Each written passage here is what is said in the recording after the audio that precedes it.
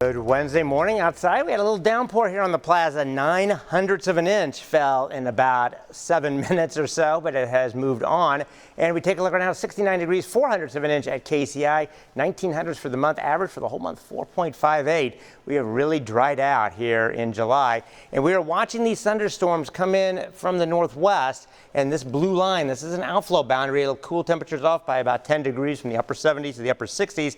And along that boundary and behind it, some thunderstorms. But as they move south, they are decreasing in coverage as they form south. But hopefully your farm will get a nice round. Now there are other rounds to talk about. I'll show you out here coming up, but here we are, the heavier thunderstorms right now from Lawrence to just north of Olathe, right through Midtown here to just northwest of Raytown to Excelsior Springs. The rain up in northwest Missouri is just some moderate rain, and that is going to be moving across northern Missouri, even some thunderstorms in southeast Nebraska. They've been getting some good rain up there. None of this is severe. Might get a little 20 to 40 mile an hour wind gust with that outflow boundary, that blue line.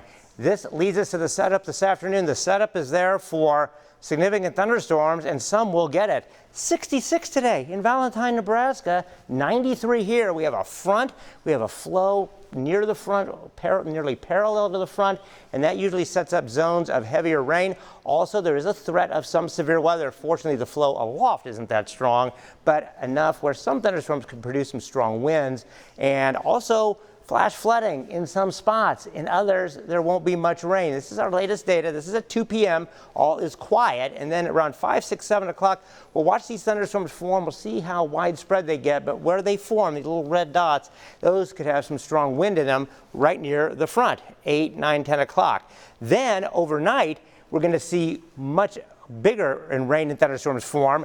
These won't be so severe, but they could produce flash flooding. And if they set up to the north like this, that's where all the heavy rain will be. And you can see by 7 a.m. it's sitting up there. New ones are forming to the south. And in this area that has been repeatedly missed or gotten the least, on this data continues that trend.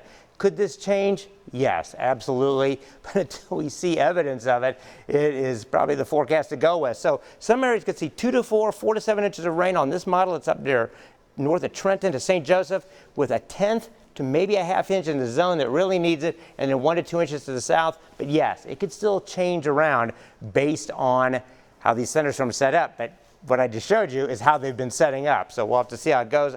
Now to noon, these early morning thunderstorms mostly north of I-70, but they are making it south, but they're falling apart. Noon, 5 to p.m., hot and humid. Chance of thunderstorms, some with strong wind, 5 to 10 p.m. Few rounds of thunderstorms tonight. Some locations may not see much rain. Others could see flash flooding. And then tomorrow, 80, cooler. Periods of scattered thunderstorms. Another chance Friday. Hopefully we'll get the rain we need because it starts to heat up with less rain chances into next week.